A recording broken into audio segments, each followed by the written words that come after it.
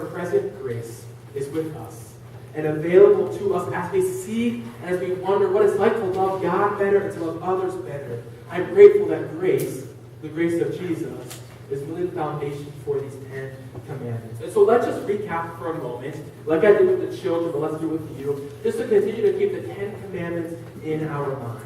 So commandment number 1, no other gods. Number 2, no idols. Number 3, do not take the Lord's name in vain. Number 4, honor the Sabbath and to keep it holy. Number 5, to honor the mother and father. Number 6, do not kill or murder. Number 7, do not commit adultery. And now, number 8, do not kill. Thou shalt not steal. I got it wrong. Thou shalt not steal. As I was growing up, I was known as being a pretty good kid. I was not a kid that was known for breaking the rules, for doing whatever he wanted. I was a pretty good kid because I was really scared of consequences. I really didn't like doing something wrong because I knew if I did something wrong, that I'd be punished. I was secretly scared of being punished, so I never did. Usually, I tried really hard not to do anything wrong. And then that's my reputation at home in church. You're the good kid. But there was a time when I was the age of 12 that I maybe disobeyed just a little. One of my summer jobs that summer when I was 12 was to mow lawns. And I lived like this downtown area, and so I'd walk to different houses either with my lawnmower or I would just use people's lawnmowers to mow lawns. And this is what I did. I'd wake up early just to go do that in my community. I enjoyed it. I was making all this money. Well, this one day, I was to mow Mrs. Higgins' yard. So I went to Mrs. Higgins' yard and knocked on the door. She wasn't home. Knocked on the door. She wasn't home. And for some reason, Mrs. Higgins wanted me to use her lawnmower, right? She was just convinced, just use my lawnmower. So I didn't bring mine, and I was like, well, I guess I'll go home. Until I saw that she had already put the money in the mailbox. She had already paid me. So I remember thinking that day, I saw the money in the mailbox, and I had 3 thoughts going through my head. I can be a really good kid, right?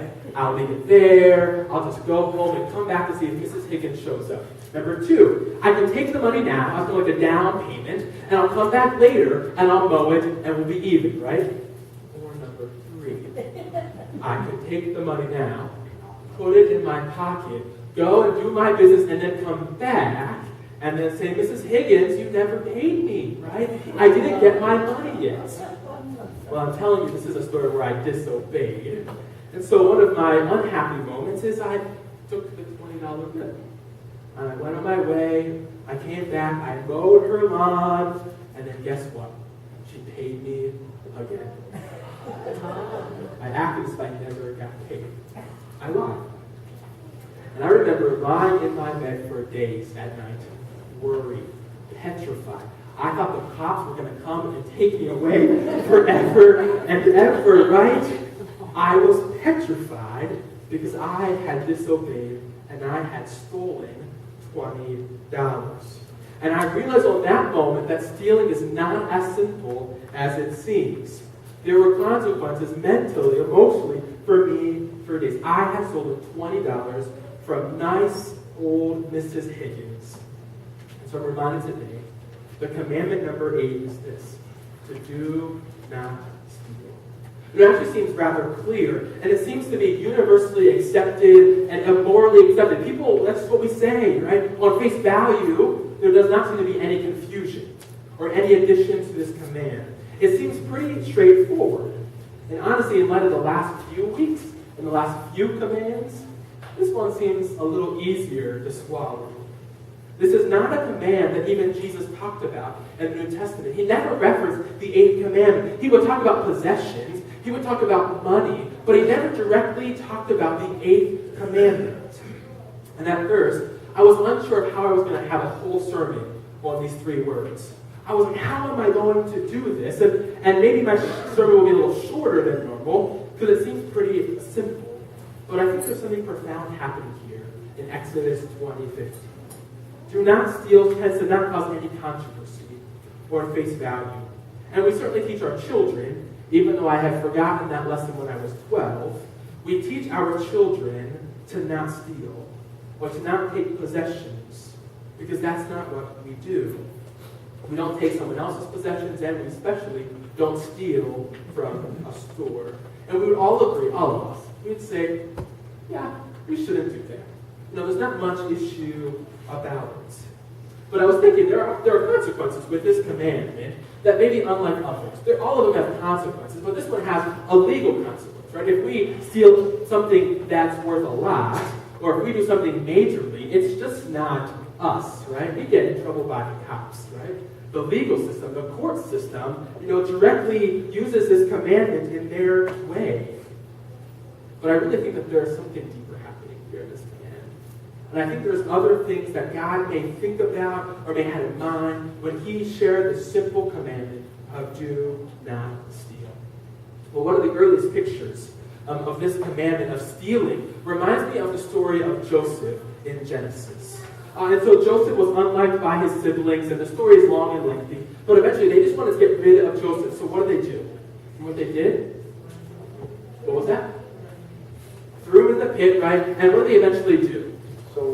Sold him, right? And he says this in Genesis 40. He says this, I was stolen out of the land of Hebrews. So he was stolen from his brothers. And his brother Judah had these words. He was asking this question. He said, what profit is there if we kill him? Kill Joseph. What profit is there? Come, let us sell him. Let us sell him. Let's get rid of it. And so for Joseph, he lost his family. He lost his home. He was enslaved in Egypt. And he was accused for false accusations of the master's wife. It was just a bad experience for him. But what we learn early on in Joseph, the story of Joseph, but also in some other of the laws, is that this command of do not steal has an economic status or an economic matter to it. Someone steals often for an economic gain, either to get more money by stealing money, or we steal someone's worth, someone, so that we can sell them off into slavery and get some money. Or we steal a possession like a TV and then sell it on the black market to get more money, right? There's an economic nature of this command. And so for Joseph, they sold him off so that he could be a human machine of productivity and make some money. So the story of enslaving Joseph, restricting his freedom, and forcing him to work in slavery, I think is a direct violation of the 8th commandment. So let's think about when the 10 Commandments were given. So Moses received the 10 Commandments on 2 tablets of stone and carved them out and made these 10 Commandments. And when he gave them, the Israelites, these commandments, where did they just come from? Slavery. They remembered the story of Joseph. And so when they came out of slavery, they may be reminded of God's faithfulness in the 8th commandment.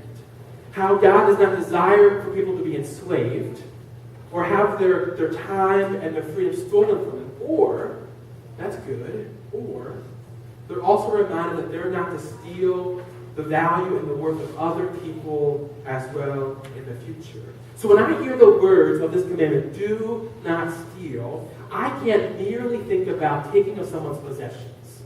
That's there. That's the first thing. But I also think about stealing the dignity of other people. Because we're in the second tablets of the 10 Commandments. And these are commandments that help us know how to love other people better. Also loving how to love other people. So, I thought of my friend Daniel. I don't know if I've talked about my friend Daniel before. If I have, you can stop me. But he's a missionary in Thailand. And the call that's on Daniel's life is clear. If you ever meet him, he will just tell you. You can so tell that God has placed his calling on Daniel's life. And this was the calling. He felt this call to go help the women, the young women, and the older women who are sold in the sex trafficking in the red light district of Thailand. So this is the 6'4", a guy with red hair, so American, right? He's classic American look, and he's serving in Thailand, helping and serving with the women who are in sex trafficking and who've lost their dignity and their worth. I think one of the most evil things in this world, and I don't say that usually that far, but I think one of the most evil things in this world is when young girls and young boys are sold into this horrific industry of sex trafficking, right? I know Darlene and other people have heard about this the sex trafficking in the world, and we know it happens in America. I was unsure if I was going to tell you this little detail, but I just knew I had to, or at least stir up the pot a little bit. Do you know the top 3 places in America each year where young women and young boys are sold into sex trafficking? Do you know the 3? Number 1, the Super Bowl. Number 2, the Republican National Convention. Number 3, the Democratic National Convention. And where have our eyes been last week and this week and every February? So the top 3 places where young girls are spot for sex. Right? They're stolen. Their dignity and their worth has been stolen because of economics, because of money, for these Joes and these guys to get them. So when I read this commandment, I can't just think about possessions any longer. That's there. That's worthwhile. But I think about how we steal the worth and the dignity of young girls and young boys in our world, in our country today. Now, I was not able to watch the Super Bowl, so excited me this year, knowing that was happening. But you know, it happens even more. In our consumer culture, it is now possible to not even know the names and the faces of people that we rob. There are sweatshops all around the world who produce the things that we wear, produce the things that we use. And you know why they're so cheap sometimes? Because they come from places around the world where it's really cheap for them to work, where they're in unsafe environments and they don't make much money and they make our things. And I think of even child labor, how that happens as well, that young children around the world are also, they work for such low wages in unsafe environments and they don't make much money. I think there are injustices that God is fighting against in light of the 8th commandment that might not normally be there. God is wanting this command to remind us that we are no longer just to not steal someone's stuff, but not to steal their worth and their value as well. And I think for me, it really comes down to this. We say, great is thy faithfulness, very intentionally this morning. Because I think all of us would acknowledge that God's faithfulness is so clear. It's so with us. And yet sometimes we want more stuff in our world. So we buy things and we sell things. And we do these things to get us more money or to earn more things. And I wonder if this commandment is also talking about how we not steal someone's value or their work and to pay them around the world a living wage. That we care for them to not be sold into these industries and to fight for them, right? And to go back to the sex trafficking one for a moment, Hannah, my girlfriend, has gone into D.C. late at night, right? To kind of see this operation happening all throughout the district, right? But it's crazy to me, the people that we elect into these positions who go and to buy women, unfortunately, right?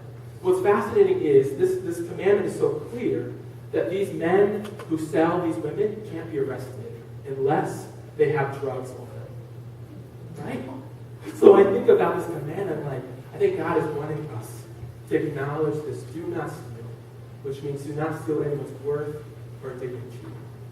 And those are big picture things. Those are major things that we talk about around the world. But I also think it comes down to you and me as well. I wonder if we ever steal from our own employers. You know, probably we don't take money from them. But I wonder about how we work and our work ethic as we work there. By not taking longer lunch breaks or not to be distracted at work. Did you know that March is the least productive month for employees across the country? Did you know that? What happens in March? March Madness, Final Four. Right? Did you know that? I saw a study this year that said the productivity around America goes like this. In the month of March and April, it goes up like this. People, companies are suffering around the world because of basketball. So I wonder, the question that I'm asking is, how might we respond and represent Christ through our faithful work during all seasons of the year? And I think of Colossians 3:17, where it says this: whatever you do, whether in speech or in action, do it all in the name of the Lord Jesus, and give thanks to God the Father through him. So I think the heart of stealing is this. Sometimes we steal for economic gain because we want more. We see it happening when we work less and we earn the same income, when we purchase items that are cheaper so one has more money, or by gaining a possession by stealing it instead of purchasing it. But I think the heart of this command is for us to manage our time and our money and our property well. So that as we continue to live a life filled with integrity within ourselves, and as we live with respect for other people, that we will ultimately represent Jesus well. By never choosing to steal something or to dishonor someone's value for $1 or for more or for more. But that we would not steal, and that we would love God and love others with respect God intends for them. Amen.